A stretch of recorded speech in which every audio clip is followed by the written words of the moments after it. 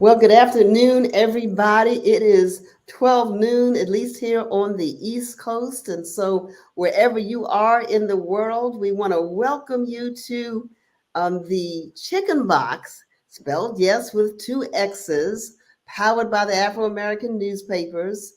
And if you are here, then you know that we're on the Facebook platform or the Meta platform every Thursday at noon, spending about an hour with you, just talking about topics of interest to the Black community. I'm Frances Tony Draper, CEO and publisher of the 130-year-old Afro-American newspapers. And this is an intergenerational show. And so both of our co-hosts are here today. We're waiting for Impeccable to log back on. But in the meantime, Courtney, would you introduce yourself and introduce today's topic? Yes. Hello, my name is Courtney Alexander. It's a pleasure to be with you this week. I am the digital marketing editor for the Afro, and I am also representing Gen Z. For today, we will be talking about Black people versus tracking your ancestry. Amen. So tracking and I'm representing baby boomers and our Gen X representative, Impeccable. We expect him to pop on any moment.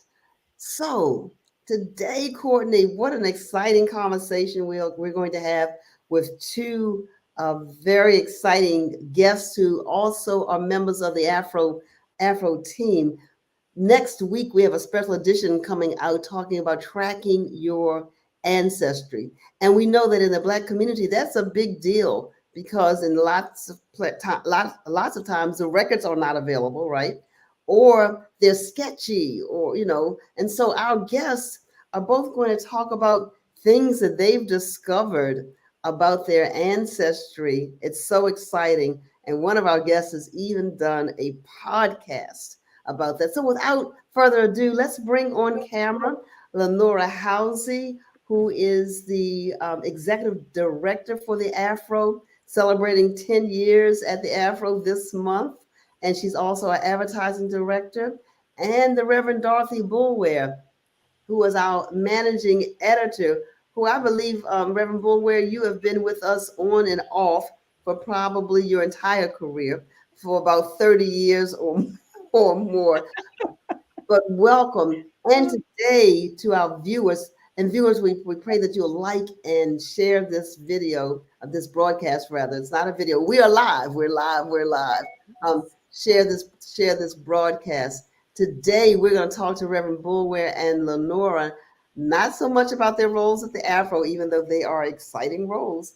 We're going to talk a little bit about their ancestry. And so, Courtney, I've done some introduction. Anything else you want to say about either of our guests? Yes, they are a pleasure to work with. Both of them have contributed so much to the Afro, and we are grateful to have you on the team. They are insightful, and we just look up to you guys. So thank you for everything that you do. That's wonderful. And Reverend Bulware is the author of how many books, Reverend Bulware, have you written? 7.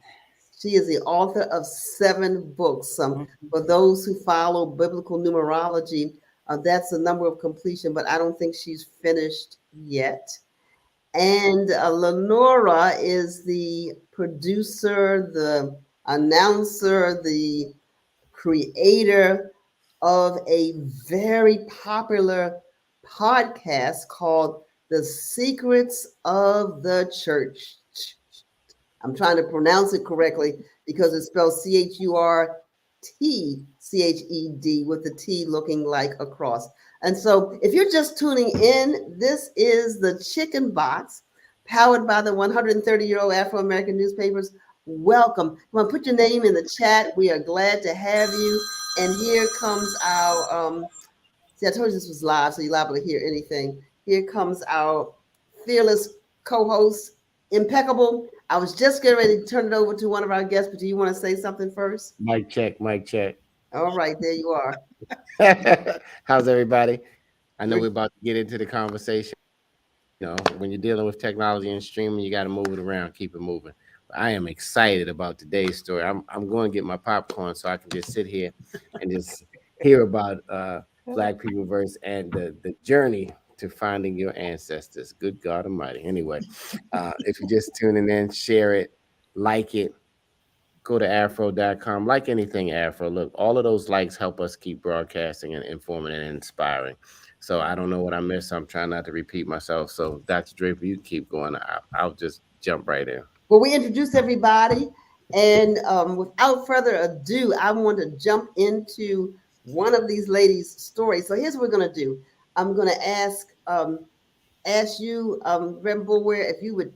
Well, let me ask you first, Lenora. If you would just tee it up, tell us a little bit about your story, and what led you to do this very popular podcast, which is now in season 2. So if you give us like a teaser of your story, give us like a high level summary, and then Reverend Bulware, we're going to come to you for the same thing. All right, Lenora, we're all. I'm like impeccable. I got my tea. I got some Get your popcorn and add some extra butter.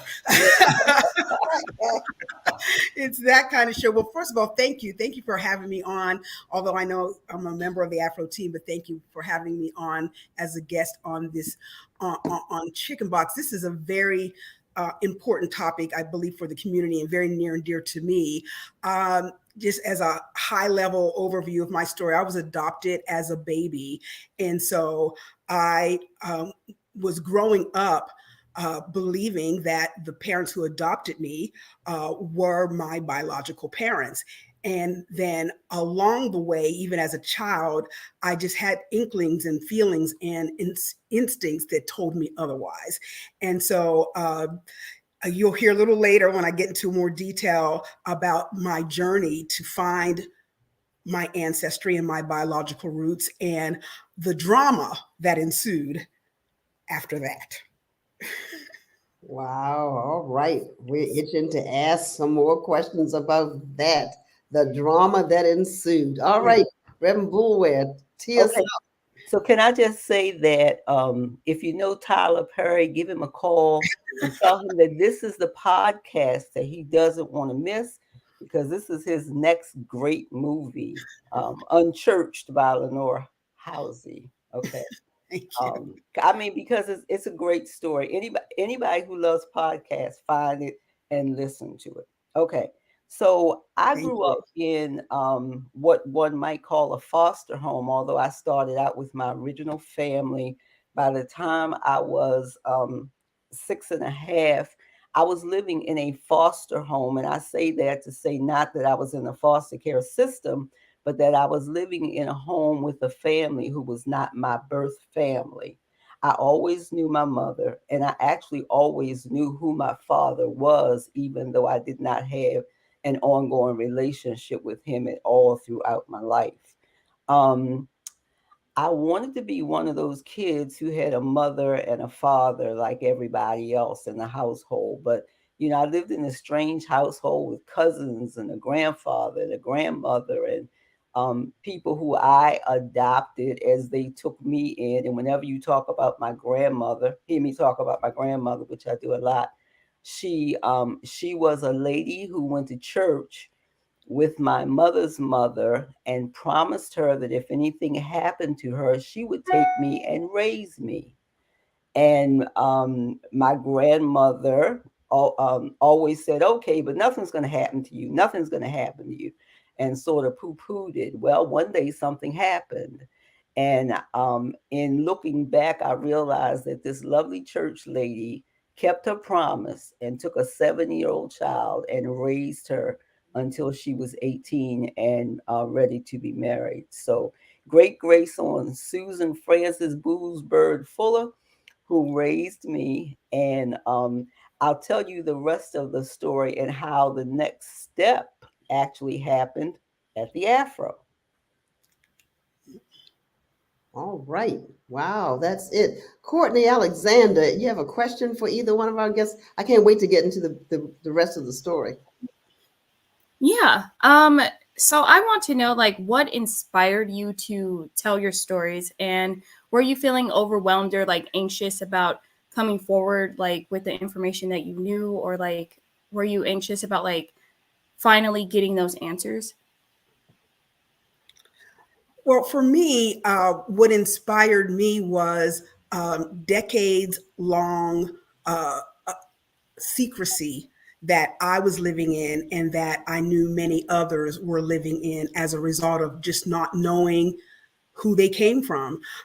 What I found from talking to others, even with Reverend Boulware and others who were adopted or raised in foster care, that there is some sort of instinctual, innate mechanism that drives you to want to know who you came from. It's just there. It's nothing to do with how much or little the people who are raising you love you, nothing to do with being treated unfairly or unequally, but there's just something in us that wants to know who we came from, who are our ancestors, who do we look like, basic things like that. And so I was inspired to tell this story after finding my biological parents and siblings and hearing from them just how much this secret and the revealing of the secret, which by the way, the secret was me, how much it impacted their lives. And I really wanted to get it out there to give other people the freedom to tell their truth, to walk in their truth and accept who they are and who loves them and who they love. Wow. Yeah, I agree with that. There was always this feeling of belonging nowhere, juxtaposed to belonging everywhere. Like I have all these families that I'm connected to, you know, the people who raised me, the people from church who helped raise me, the biological relatives who are still around. And yet with belonging to all those people, I felt like I belonged to nobody. Wow. So that was something that I really wanted to experience. Just where do I belong, and why can't I have a normal family like everybody else? You know, That's amazing. So I'm going to ask both of you, how did you find your biological family? How long ago was it? And I know for you, Reverend Boulware, you found a brother, I believe, just recently. So like in the last 6 months or so that you didn't know you had. And so Lenora, tell us a little bit, give us a little bit more of, because the secrets of the church, why is your podcast called that? And can you make that connection for us? Sure. And so I, as I mentioned earlier, was adopted as a child.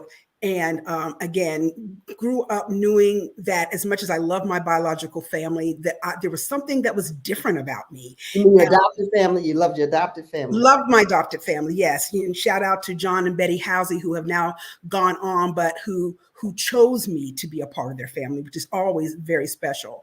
And so, but there was always, again, a part of me that just felt like there's something different about me than the rest of my siblings that I was growing up with in the Housey household and in my parents, and just wanting to know why that was so.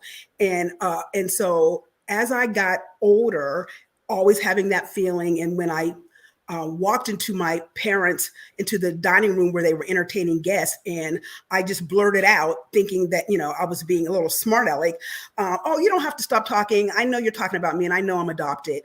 And in a hush, as they say, fell over the room. And my parents confirmed, well, yes, you are adopted. And I'm like, oh, okay. And so throughout those years, and that was when I was about 12, throughout those years, I was always looking around like, are you my parents? Or are you my siblings? And again, trying to make that connection. And then one year when I was living in Philadelphia, I happened to hear on the news that the records of adopted children in Pennsylvania were going to be unsealed temporarily, which in itself is a whole issue. Why they're sealed, I don't know. But, and if you wanted to find out your biological heritage, if you will, you had a small window to do so. So I sent off for my original birth certificate, found out what my birth name was, which was completely different than Lenore Housey. It was Rochelle Thompson. So I'm looking at this piece of paper. I'm like, oh, wow, that was my name. And it had my mother's name on it. And I proceeded to do, good old fashioned investigating, because this was years before social media and all the tools we have now. And I found her, and I showed up on her job. I just walked in to her job one day. I was 30 years old. She hadn't seen me since the day she gave birth to me. And I walked into her job and said, I'm your daughter. Okay, that sounds like the end of podcast episode 1. We'll have to go back. Impeccable, you look like you can't wait to add something. I'm just trying to bring it in, to people who might just tuned in and you see that it's Black people versus and tracking your ancestry, but more. I mean, a lot of time when you think about tracking your ancestry, you think about oh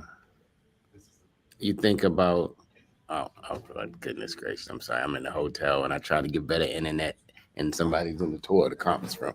You you think about like ancestry.com and seeing who's in your family and everything, but this is more. We should have said, we should have titled this adopted, but not something, or something else. You know what I mean? It'd been like this. That's not my family, or whatever it is.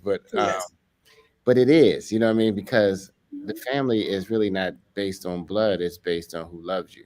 Because sometimes your own family that you quote unquote a family, they treat you worse than the people who are your Afro family, your church family, or family or friends that you just grow up with. So if you just tuned in, this is what it is. It's the Afro American newspaper, the oldest Black business in Maryland, 130 years. We're celebrating our birthday, in case you didn't know. Go to afro.com. Support us. We need to hire young, dynamic people like Courtney Alexander to come in and help keep this 130 years going. We're going to get back into the story. That was a quick commercial break, and I'm ready for just some more of the story, because a lot of times people don't tell you the story. You think your name is Honora, and you find out Rochelle was what they thought you were going to be called, but God said you were going to be called Lenore. That's right. That's right. I just want to answer the question you asked, Dr. Draper, about why the name of my podcast is Secrets of the Church. Because after finding my biological mother, and she told me on day one who my father was. And it's interesting when she said his name, I said, where have I seen that name before?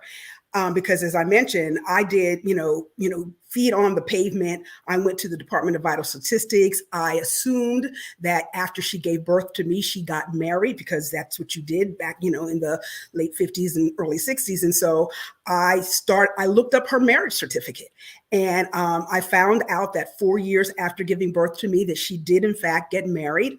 And of course, as you all know, the pastor who marries you, his name is on the birth certificate, right?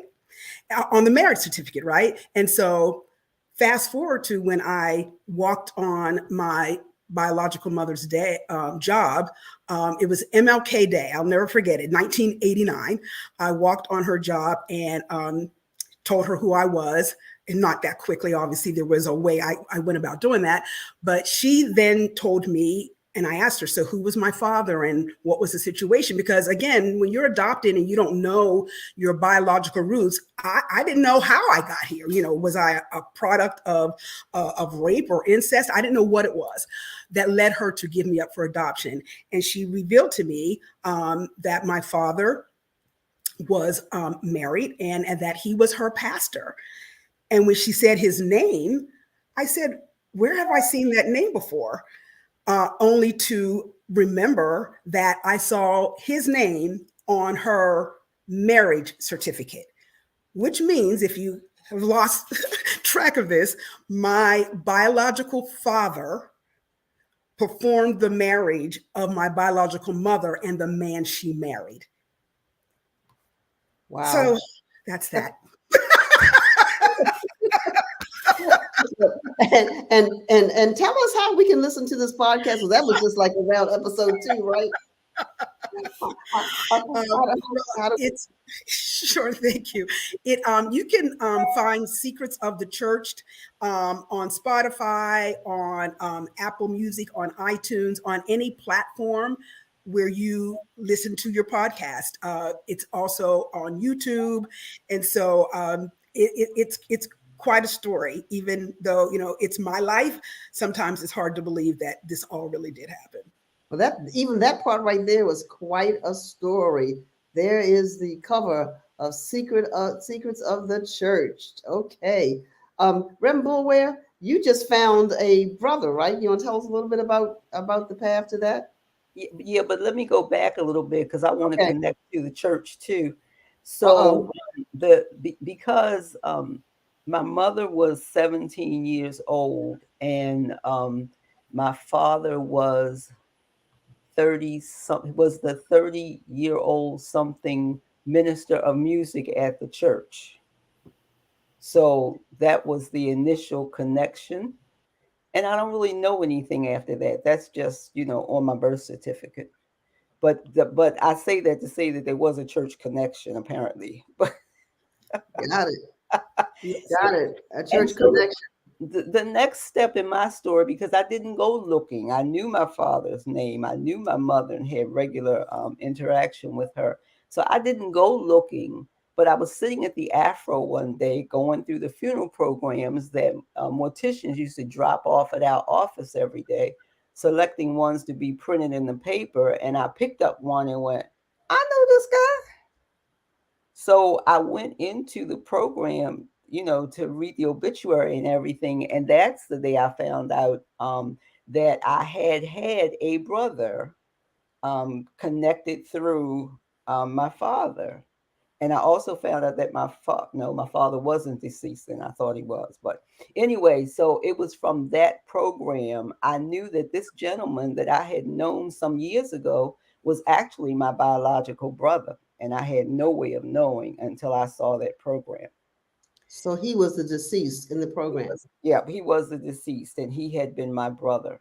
So I held on to that program for dear life. I still have it. We collect family history through obituaries. So we go back and look, and we can see what kind of jobs people did and all that kind of stuff. So every now and then I would take that out and read it. I don't know what I was looking for, but I would take it out and read it. So last summer when I took it out to read it, I saw a name on the inside as one of the brothers, and I noticed that on the back cover, there was a ministerial title in front of the name. And I was like, how come I didn't see that before? So I didn't go to Ancestry, but I went to Google. And that's when I found this gentleman who was a clergy person who apparently was my brother. And I still didn't move on it right away because even when I saw the funeral program and knew that there was a family connection, what am I going to do? Knock on somebody's door and say I might be your sister because your preacher father played around a little bit. I wasn't going to do that.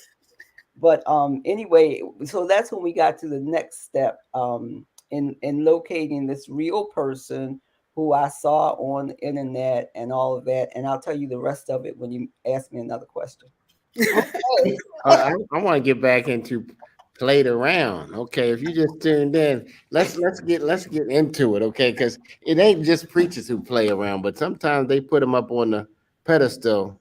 They said every person can subject themselves to a sinful action, even at the right or wrong moment. Now, after you do it, can you woman or man up enough to deal with the consequences? And a lot of times you'll be at the funeral. Well, who's that in the back crying? I'm his other daughter. Like 25 years later, you like, hey, where is that? You know what I mean? Like own up to your mistake and move on. Anyway, that's that. I was on the box for a second. I'm sorry. I had to throw that in there since you said they're playing around like it was something that you do outside in the yard. Like at the school time, and he was playing around. You know what I mean? But you're so right, Kevin. And again, hence the name of and the reason, one of the reasons for my podcast, because we all live with some level of secrecy to some extent, but to have that level of deception, because there's secrecy and there's deception, to have that level of deception within our houses of worship can create a lot of long-term pain, and again, which is why I even spell church CURTCHED, because these secrets, these lies, let's just call them what they are, can be painful to people who had nothing to do with the act. And so you mentioned, who's in the back of the church crying, saying, that's my daddy. Well, I didn't do that, but before my father passed away, my biological father passed away, I did, and this is 7-8 years after meeting my biological mother. So I knew who he was. Mm-hmm. I knew where he was, but I was so overwhelmed with meeting all these new family people that I look just like. I mean, I am my biological mother's twin. Like, I think God did that on purpose so that she couldn't deny me if she wanted to. But several years after meeting her, and just by really God's divine plan, because I went to Florida not planning to go and meet my biological father. I went to go on vacation. And the girlfriend of mine who I was visiting with said, didn't you tell me your biological father lived in Florida? And I'm like, yeah, why? So, I'm over it. God put it on her heart to compel me to find him while I was there. And so that Sunday, we found his church, and I showed up at his church for Sunday morning service. It's always a friend, fellas. Listen, you think you're getting away with something, and the woman has let it go, but her friend don't let it go. She's like, you did my girl wrong. We gonna find out about you.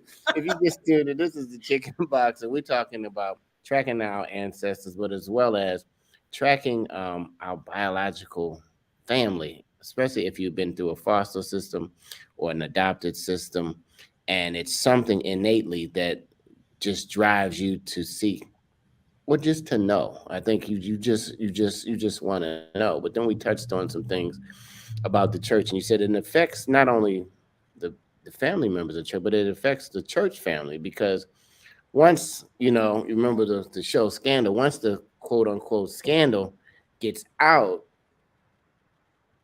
it puts a spin on a person's mindset about church and God, even though it was a human, which is so, I don't want to say backwards, but it's like, I'm following a leader and he fell down and scraped his knee. I don't want to follow him or her anymore. You know what I mean? But really, you were following God, but you were serving there. But anyhow. Yeah, so anyhow, Lenore left us at the church door. And the church hurt comes out. Yeah, and you're right, it does come out. And then I guess the irony is that both of these ladies are ordained ministers in their own right. But Lenore, you left us at the church door. So your friend said, find your father. You found the church, and then what happened? So we dropped, and again, folks, this was before GPS, and I have no sense of direction. So it was really fortunate that as large as the state of Florida is, his church actually was 30 minutes from where my girlfriend lived. Like I said, I knew he was in Florida, but I didn't know whether it was Southern Florida, Northern Florida, somewhere in between. And so we found our way to his church. I walk in. Now, of course, I've never seen him in my life. I have to ask the usher at the door, is Reverend so-and-so, I do not reveal their last names, is he here? And she pointed him out to me on the platform. She said, oh yes, he's here. He's not preaching today, but he's here, and he was sort of officiating the service. And the first thing that I noticed or saw that just sort of hit me when I walked in and realized who he was, he had this very loud, bellowing, singing voice. And I stood there like frozen in time, like, oh my goodness. So that's where I get my singing voice, because I sing as well, as did my biological mother. And so we sat through the whole service. And in smaller churches where they ask you to get up and say who you are and where you're from. So I decided this was not going to be one of those, as we say, Tyler Perry movie moments where I was going to say in front of the whole congregation, I'm his daughter. But so I just said, who I was and where I was from. I was living in Maryland at that time. I had moved to Maryland, and I said, and that was that. And so after the service was over, my girlfriend, again, she said, okay, you got to meet him. So we stayed and made, watched everybody leave the sanctuary. And I went up to him and said, may we have a word? Again, He had not seen me since the day I was born, and now I'm almost 40. And what's striking to me, and he and I talked about this afterwards, is that he did not immediately know who I was because, again, I look just like my biological mother. And so we, went back to the study and had some conversation, and I played it. I played it, y'all. I was like, I kind of led him down the road. So I'm like, he's like, well, tell me about yourself. I'm like, well, okay, so tell me about yourself. And I told him that I was originally from Pittsburgh, and he said, oh, I spent some time in the Pittsburgh area. And I'm thinking to myself, oh, you sure did. And then when he asked me, so what's your name again? Because by now, he told me later, he's beginning to suspect who I might be. And he asked me to tell me his name. And I said, my name is Lenore Housey, but that's not the name I was born with. And I told him the name I was born with, which he recognized because he was part of naming me when I was born. And that's how I met my father. Hear the rest of it on Secrets of the Church. You better get to that podcast now. I'm telling you, it's hot. It's hot and juicy. I'm like, hey, later for the housewives that I don't watch. My wife does, but I see it. You see what I mean? You know what I mean, fellas? I walk by the TV and I see it. But the church, anyhow, where can they listen? On Spotify? On Spotify, on iTunes, anywhere you listen to podcasts, it's there. Secrets of the Church. I think Lisa may have a clip of it, but it airs weekly, except for the weeks where I'm too tired to do it. But it airs weekly. And as Dr. Draper said earlier, we are now in season 2. So I started the podcast in 2020, 2021, I don't know, during the pandemic. And we are now in season 2. And what I like about this season is that I'm hearing other people's stories now. So I'm interviewing people who have gone through their own journey and their own search and found their biological roots. So let's talk about that. It's people who hear podcasts and, they've even transitioned these type of streams and kind of call them podcasts with videos as well.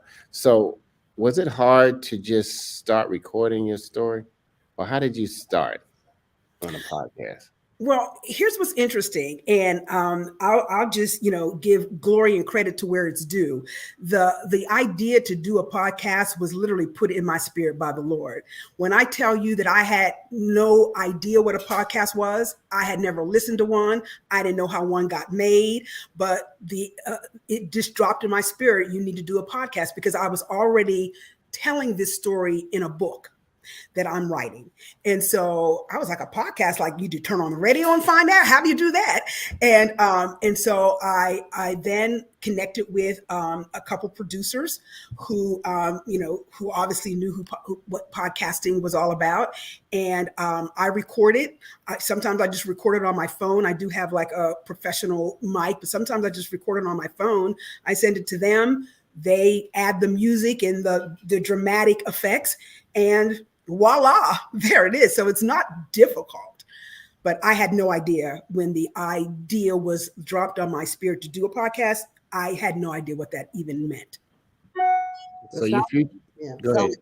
Sounds like we should hear a clip, and then I want to go back to Reverend Boulware, because I think she has something else she needs to wants to add to her story. We need to speak about her story. So Lisa, do we have a clip? Here it is. Okay. Should I say that I was a secret? My life, my existence, all a secret.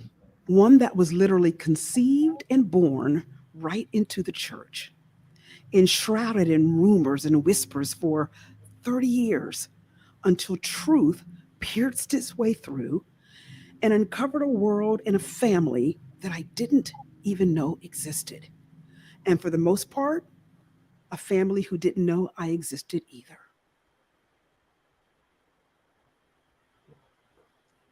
Righty. And there you have it.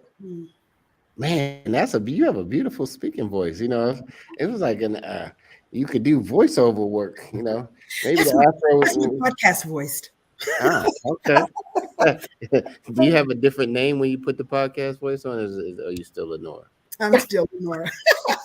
First, last name. my audience knows who I am. I just leave the last names of all my 1,000 family members anonymous. Absolutely. Why you laughing so hard, Dr. Bower? You know, ladies who they're like, well, I'm Kathy in the daytime, but at night. Oh, Yes, Lord. Kevin. Absolutely. So Reverend Boulware, when you found your sibling latest, I should say it that way, because I know you're finding your sibling, who knows. How did that get set up, and what was his reaction? And So I'm trying to say it without putting any names in it. But what happened was when I did the Google thing and found him, I found out there was an affiliation with a friend of mine who happens to be an Afro friend. And so when she found herself in the same place as he was, she told me, I'm just going to ask. That's all. I'm just going to ask him. And so the way she asked him was, do you have any siblings outside of your birth family? And he said to her, I know I have one because my father used to write about her in journals. Her name is Dorothy Scott, which is me. That's when I need to play some dramatic music. Yes. Right. Right. Like this platform has music, but I don't know what it sounds like. Hold on, let's see. Because the message I got back from my Right, we're gonna do our own podcast one day. That's right. Have you ever saw that when people act out a sing? Well, they used to do it on radio back in the day when they would have kind of like they drop the silverware on the floor.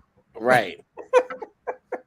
I guess you might tune in a lot more. I guess that's what makes podcasts so good sometimes, because when you can listen, your imagination can bring like someone's reading you a book. Remember, was it ever a time that you just wanted somebody to read you a story at some point in your life? And you remember that, Courtney? Does your generation do you still get bedtime stories? No, not really. I'm not talking about now. I'm talking about when you were little. Do you remember those days? No, my parents never did that. No. Man, that's what a podcast feels like. You know, you just snuggle up. You got your favorite book, Green Eggs and Ham, Sam I Am, or whatever your favorite book was back then, and it's the same book every night. I don't know why. Okay, Kevin, you stepped on my line. Okay, tell me your line. Tell me your line. No, the message I got from my friend who started the interaction was, he said your name before I did. That was amazing to me, the whole thing. He said my name before she could even ask him. Hey, I got in the spirit for a second. You know how it says God knew who you were before you knew. But when you said that, I don't know if anybody else felt that when she just said that. Anyway, good God Almighty! This is the Chicken Boxes, where we come to speak our truth. You never know what's going to happen on this show. We can go from Yale to jail and everything in between. We have Black people versus tracking our ancestry. We have two wonderful Afro family members, as well as ministers, as well as beautiful ladies who are sharing their testimony a little bit about their journey to finding their true parents. Now let's get to the point where what happens once you find them? What is the natural response? Or is it, oh my God, or is it relief? Or well, let me go first because I only have one. The Nora has like 105. Literally, because So all my life I have been telling God I wanted an older brother, and what I have is a younger brother. And I think we're just learning how to be sister and brother. We've had the family gathering when everybody came and met, and just overwhelmed him with love. And I actually had him with me at the Afro Gala this summer. So we're learning how to be. I've had sisters, but I've never had a brother. So I'm learning how their relationship. So you had a younger brother though? No, I said I have one now. The new brother is younger than I. Oh, the new brother is younger. Yeah. Cause Courtney, you have any siblings? Yeah, I have a blended family. I have 4 siblings. Are any of them younger Yeah, I have 2 younger siblings. brothers or Yeah, 2 younger brothers. two younger brothers? So, typically the big sister. Any big sisters in the house? Raise your hand. Kind of, kind of, kind of. Puts the strong arm on the younger brother until they old enough to hit you back in the chest, and you're like, "That's enough of that." So, how was your relationship with your younger brothers? Because it's different than when you meet them later in life. I would say so. We have such of a blended family that my older sister and we had to take on a lot of responsibility to help raise my younger brothers while she worked. So I guess they would view us more like, I guess, parent figures. I was just very supportive and uplifting, and I made sure that they had everything that they needed. And still to this day, I'm on them. Like, make sure you do your homework. Make sure that you are on top of things. And I just check in, and I'm like, if you need anything, just let me know. So I think just being a positive role model for them, that's essential for me. So you were a good big sister, Dr. Draper. I saw you raise your hand when you said you were a big sister. Absolutely. I'm still a big sister. All right, what was it like for you?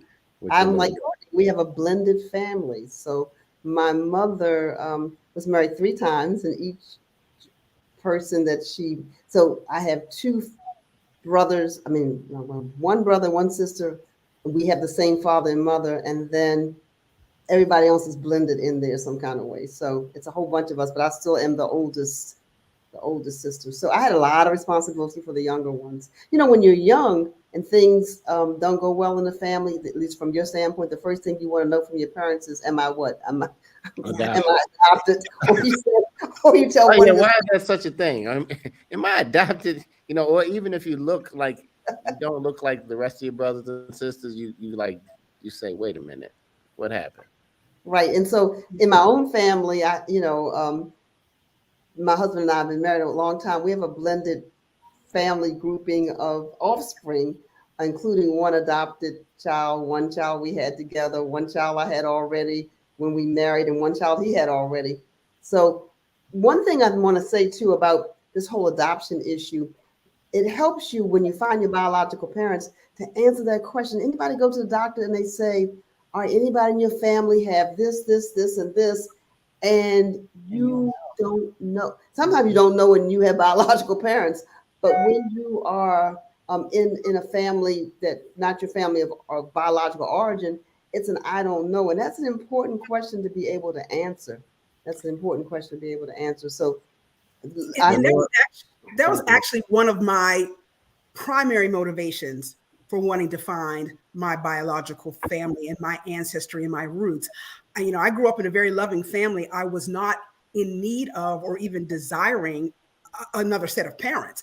I was just tired of going to the doctor and getting that question and not being able to answer it. And then the older I got, the more I understood how much genetics play a role in your health decisions, in your lifestyle decisions. And so that was one of my primary reasons for doing that. And I have since benefited from having that knowledge, finding out that diabetes was a major issue in my biological mother's family. And so for almost 30 years, I have worked hard, fought hard to prevent becoming a diabetic because I knew it was in my DNA.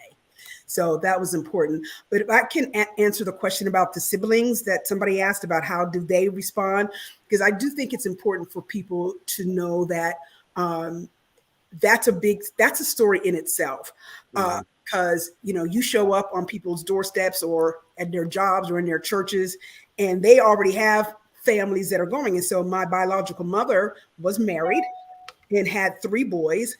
Her husband nor her children knew anything about me. He didn't know before he married her that she had a child that she gave up for adoption. And so the beginning of my relationship with her husband was a little rocky, and I got it. He was like, "Who are you?" Looking just like her. But instantly, she had three sons after giving birth to me, and I instantly connected and bonded with my little brothers because, like Reverend Bulware, I didn't have younger brothers. Before I grew up in a house of all sisters, and so I was so elated, and I instantly bonded with them. My biological father's family, I have 8 siblings from him. So I went from being in this very small bubble called the Housies to having like 17 siblings. I don't know. He has actually, my biological father has 10 Good children. God Almighty! How many different mamas? 3, including mine. 3, including yours. Yes, yes. 2 wives and the side church woman that we know of. And my siblings and I all joke about it because we said there could be others out there, but I told them I'm done looking. I found At 17, I am done. So, okay, this is Share Thursday. Okay, so anyway, I have 3 biological children. One was during my first marriage, but it was, let's say, what'd you say earlier? Playing around. That's when I was a child. I used to play around. Children play around till you grow up and be a man. But anyway, I had the choice, fellas and ladies, to conceal this beautiful blessing or to share because the child really didn't do anything, right? So if you don't, it's you being selfish to live up to your mistake to not share it with the family. So if there's anybody out there hearing me now, it's better to share it now. If you played around and in the result you got a blessing because it's not a curse really, because you don't know.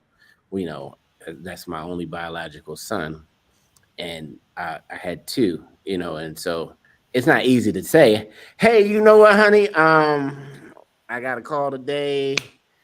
And you know what I mean? It's not easy to say, but it was necessary for my son to know his grandmother and his sisters, and they're all super tight now. And I told her, I waited 3 weeks, and that's not 3 years, but 3. I had to ponder it in myself and then say, hey, why be selfish to that particular child because they had nothing to do That's it. with my bad decision or playing around as a child. So I hope that helps somebody. And see, maybe you never know. Maybe you found out something new about me. It's a lot of blending going on. It's a divorce rate. It's 50% in America. So blended families are a thing, but you can't. You have to handle them with certain gloves, and you can't just throw them together in a blender and expect them to be all right with each other. You got to pretty much put them in the crock pot for you chefs out there.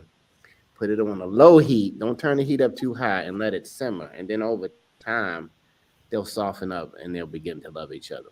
I don't know where I went with that. That is Share Thursday. I don't know anybody else who wants to say. Sounds like you need to let you putting in a bid to be on the podcast. Hey, I'm right there. I'm blended family. I didn't had a child outside of the marriage. I'm on my 3rd and final marriage. Listen, I got some stories, but anyway, we are talking. I think we all have stories. I think the thing that, and I'm gonna get on the box for a minute. We're Oh yeah, we haven't said hello. Hello, Misha. Yeah, say hello to people say hello. Rosalie, Anissa, Alana, Jewel. We got both Jules. So we have Jewel, y'all at the Afro. How are our Jules doing? We got Bonnie Deans tuning in and other people who just haven't tuned in. We know that you're there when you just put a little comment, tell us where you're from, or say, hey, you know what I mean? Or just say hello. Look, go to theafro.com. We're the oldest Black business in Maryland. And I'm going to say it every week, 130 years. That is something if you've ever started your own business, and we'll still keep going. We're informing, inspiring, and educating. Go get a subscription, less than 2 Uber Eats. Afro.com, yes. We have a legacy paper that your grandmama or your great-grandmama had, and we still have it if you like to feel paper, but we are tech sexy, y'all. So go to afro.com. We are moving fast in the digital lane. That was my commercial. Hi, Diane. Hi, everybody. Listen, you got to get to these podcasts. Ladies, thank you for sharing these stories. The hour is going fast. Dr. Draper, we can't give let's get one more juicy tidbit, Lenore, to just entice somebody to listen to Oh, this. yeah, so both Lenora and Dorothy talked about the big connections. I mean, both of them are women of faith. Both of them are clergy themselves. Both of them have found out where both their preaching and their singing came from, right? They found out all of this. Lenora, I am just curious about how did you approach your 17 siblings? I mean, my goodness, 17, that's quite a family to go from what you thought you had one sibling or two siblings, and now Well, you. I grew up with 3 sisters, so they're included in the 17. And what was their reaction, the three that you grew up with, when they Yeah. found out that they were sharing you with the world? Yeah. Thank you for asking that, because I really I try to be very sensitive to everyone in this whole story. To the point, though, where I have to tell myself, and Kevin, you just said this, none of this, I didn't ask for any of this. I was the child born into this. This is my truth and it's my story. And I'm hoping that everybody can understand and embrace it. But if they can't, I'll keep praying for you. But while I met my mother's children shortly after meeting her, 11 months to be exact, I met them. So back in 1990, it wasn't until 2019 that I met my father's children. It wasn't like I didn't know they existed. And I think they may have known about me, but they suspected I existed. But as I mentioned earlier, I had so many new family members that I wasn't really interested in finding more.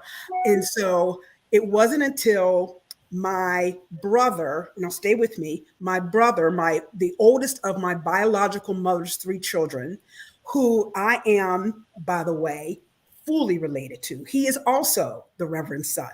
Hear more about that on Secrets of the Church.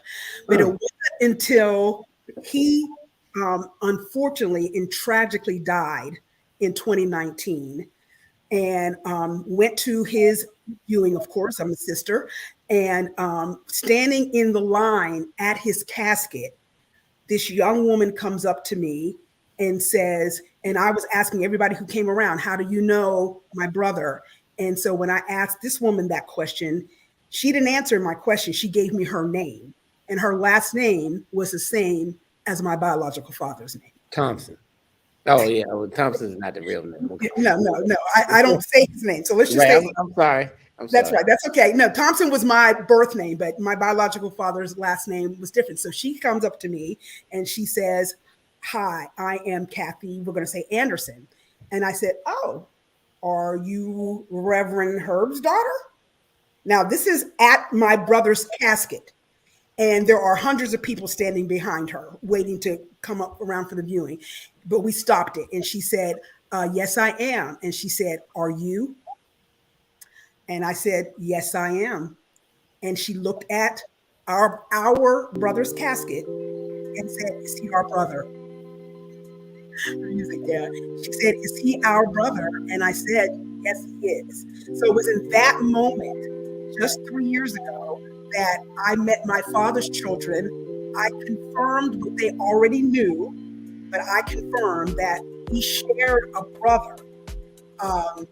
Their father fathered me and my brother, and all of that came out at my brother's casket. And so after that, I met the rest of them, and we have a wonderful, great relationship. I love them as if I grew up with them, and I believe they love me that way as well. Wow. Listen for more. Whew, the secrets of the church. You know what I'm saying? Let me hear you say it, Lenore. Go ahead. The church. Tune in to Secrets of the Church, available on any platform you listen to your podcasts. That was your radio voice. You usually say to me, the church. You usually give me the I didn't know what voice you wanted me to use. the church. You know what I mean? The church. Secrets of the Church. Absolutely. Listen, our time is winding down. This is so good. I think you have pushed us into, the Afro is going to have to do more podcasting because we Absolutely. have 130 years of so many great stories. And you, I think, have sparked the spark. So the Chicken BOXX, you probably said it earlier, in Baltimore, if you're from Baltimore or DC, DMV area, you know, it's 4 greasy wings, fried, enough to make the box. I mean, it seeps through the box, but it's good. You know what I mean? And I don't even eat fried anymore, but I think about it. I can smell it and remember what it used to taste like. But here on the Afro News is where we speak our truth. You get a chance to get on the box and speak your truth. So we got final words, and then we're gonna get on the box. And Courtney, we'll start with you. You are on the box. Before we get on the box, Okay. remember when you get on the box, could you tell us about next week's special edition and if there's an opportunity for people to participate at all? Okay, Courtney, you're on the box. There's a lot that I want to say. Your stories are just so like intriguing, and I have learned so much just within the past hour. I just want to say, like, you are so brave and like strong for like coming forward to tell your story. Because for some people, I think that they might be like embarrassed about something, or they don't have like the courage to come forward and like discover the truth. Sometimes it's easier for us to like hide in the dark and like not discover these things because we're afraid to. So I think both of you are courageous, and I'm so glad that you got the opportunity to reconnect with your family, and now you have the opportunity to create these new relationships. Like, there are unlimited possibilities with that. So that is amazing, and thank you for sharing your story with us. Absolutely, absolutely. Dr. Bowe or Dr. Draper, who wants to go next? Dr. Bulwer can go. Next week, our special edition is going to cater to those who have curiosity about where they're from and who they're connected to. I won't give away the details, but if you have a story you'd like to share, if you'd like to just write it down, or if you have a story you'd like to share with a reporter, you can send me an email at editor@afro.com. You know, it's the kind of thing you should do if you feel sort of incomplete, if you want to know something about yourself. Imagine me thinking about this biological father who I only saw a few times in my entire life, and finding out at the age of 72 that he was writing journals with my name in them. It sort of changes the whole thing around. So if you have an inkling to find out more about who you are and where you came from and who you came from, then please share your story with us. Be sure to read our special edition next week. And if you know somebody who has a story, we'd be happy to tell it, because that's what we do at the Afro, where Black lives always have mattered to us. Boom. I love that. You ladies, boy, you guys have such soothing voices. Soothing voices. Dr. Draper? I want to say that Ancestry.com and 23andMe have nothing on Lenora Housey, Dorothy Bulwer, and others who are so brave enough, as Courtney said, to tell your stories. Thank you so much. I believe that you helped somebody on today, because we really are one family. And when we go back and look at the history of our people, and even the abuses that our forefathers and mothers endured, children were born out of those relationships. Some were secrets, some have come to light. Even in our own family, we believe that the founder of the Afro, that his father was fathered, that he was fathered by the slave owner. So that's another whole discussion of how that happens. But I think the beauty in your stories, ladies, thank you again for sharing them, is that you have put human faces and experiences right here on Front Street for the rest of us to be curious about our own heritage and our ancestry, to own it, yes, for the health reasons, but also to help us to feel more complete, right? Because when I know where I come from, as you said, Lenora, you looked exactly like your mother, your biological mother. That kind of, to me, it brings it full circle, to say, this is who I am. And so I am made up of a lot of different people, a lot of different experiences. And so hats off to both of you ladies. And for those who are watching, We want to tell your stories. Now we understand, and this is for another time, I'm sure, another chicken box, that everybody who starts on that journey doesn't have a happy ending. I want to say that That's right. I know some experiences of people trying to do what you've done, and they've been rebuffed. So that happens as well. We might have another show to talk about that, and that's heartbreaking. But thank you all for your courage. Lenora, I always say all the best for your podcast. I've listened to every episode of season 1. I've got to catch up for season 2. And Reverend Boulware, you've got some books and a website. I don't know if it addresses this topic, but author of 7 books. I know that we wanted to. There it is. There's your website there as well. I'm off the box, Impeccable. Absolutely. I'm in an undisclosed location and they're doing some moving in the room behind me. But I'm going to start out with this, okay? The first blended family, and I appreciate everybody who just tuned in, who was texting, Michelle and Lisa, who said they were just talking about this in their Bible study, was Jesus. Oh my God, did you guys know that? The first blended family, because he came from a different father, right? So that happened. So then, guys at a certain point in their life like to be called players. Why? I don't know. They want to play. But Dr. Boulware said, they like to play, and sometimes playing has caused a child outside of it. All I'm saying, my last thing on the box is own up to your mistakes, because God will forgive you. He really will, and he'll make it beautiful again. But the longer you hold that in, the longer it takes for forgiveness to set in and to help somebody else who didn't deserve to go through a life of a certain kind of emotion and feeling like they're not connected because you couldn't own up to your mistakes. So fellas, man up, woman up, and let's move forward in love. You're not going to be perfect. If that was the case, if you believe in God, he would have never died for you. And I'm off the box. Lenore, how's he? Oh, You're in the box. You've final word.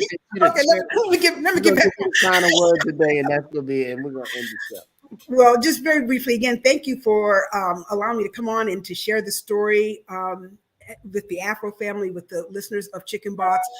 And I will just close, Kevin, by just reinforcing what you said, because again, secrets of the church and secrets of anywhere can be very harmful. And what I say in my podcast as part of my opening is that there are 3 things you cannot hide, and truth is one of them. It will eventually come to light. So everyone, own your truth, walk in your truth.